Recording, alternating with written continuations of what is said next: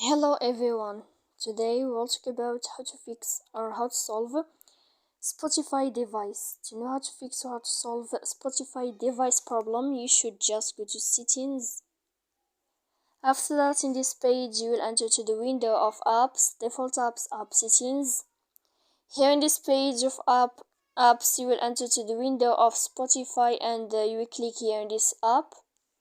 Then in this page of app info, you will click on first stop and you will click OK. Then you will enter to storage. Here we click clear cache. Don't click clear data because that can make errors or problems on your app. And in the end, you can turn off your phone. So please don't forget to support us by like and subscribe.